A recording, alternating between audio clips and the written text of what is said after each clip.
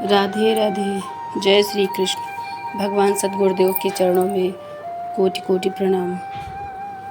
आज मैं ऋषि दुर्वासा जी का एक दृष्टांत सुनाती हूँ। महर्षि अत्रि जी के तप से संतुष्ट होकर भगवान शिव ही दुर्वासा रूप में उनके पुत्र बने थे। रुद्रावतार थे, अतः स्वभाव में रौद्रता स्वाभाविक थी, परंतु थे परम समर्थ। पुराणों में आपकी बड़ी विलक्षण कथाएं मिलती हैं। पूर्व में श्री अम्बरीश जी एवं द्रौपदी जी के प्रसंग में इनका स्मरण किया जा चुका है। एक प्रसंग यहाँ भी दिया जाता है।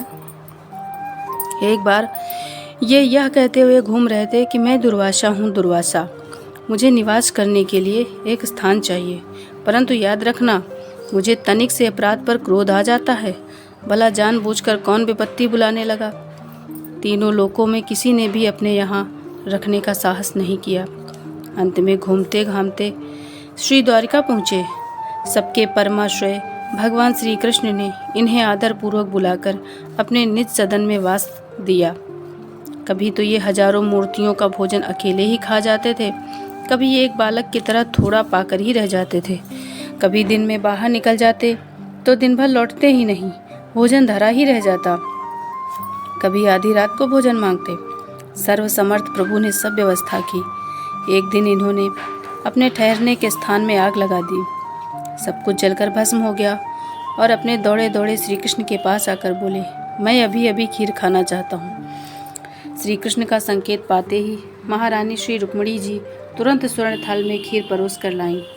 दुर्वासा जी थोड़ी सी खीर खाकर श्री कृष्ण से बोले, अब इस जूठी खीर को तुरंत अपने अंगों में पोत लो और रुक्मिणी जी को भी पोत दो। भगवान ने वैसा ही किया। तदंतर मुनि जी ने श्री रुक्मिणी जी को एक रथ में जोतकर उस पर स्वयं सवार होकर जिस तरह सारथी घोड़े को चाबुक मारता है, उसी तरह घोड़े पर कोड़े मारते हुए रथ चलाने लगे। रथ राजमार्ग से जा रहा था। भयवश किसी को कुछ कहने का साहस नहीं हो रहा था। श्री रुक्मिणी जी अत्यंत श्रमित होकर जब पृथ्वी पर गिर पड़ी तो आप रथ से कूदकर दक्षिण दिशा की ओर भागने लगे। पीछे पीछे श्री कृष्ण भी दौड़े और कहते जा रहे थे कि भगवान प्रसन्न होइए, प्रसन्न होइए। तब दुर्वासा खड़े हो गए और बोले, वासुदेव, तुमने क्रोध को जीत लिया है। अब मैं तुमको प्रसन्न होकर वर देता हूँ कि तुम संपूर्ण विश्व को प्रिय होवोगे, तुम्हारी अक्षय कीर्ति होगी। तुमने पूरे शरीर में खीर लगाई है, अतः तुम्हारा शरीर समस्त अस्त्र शस्त्रों से अभेद्य रहेगा। किंतु तुमने पैर के तलवे में खीर क्यों नहीं लगाई? बस केवल ये तुम्हारे पाद तल निर्भय नहीं बन सके।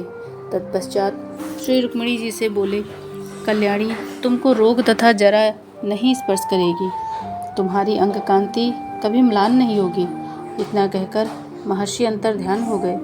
श्री रुक्मिणी जी को साथ लेकर श्री कृष्ण घर आए तो देखा कि मुनि के द्वारा जलाई हुई अथवा नष्ट की हुई सभी वस्तुएं सुरक्षित हैं।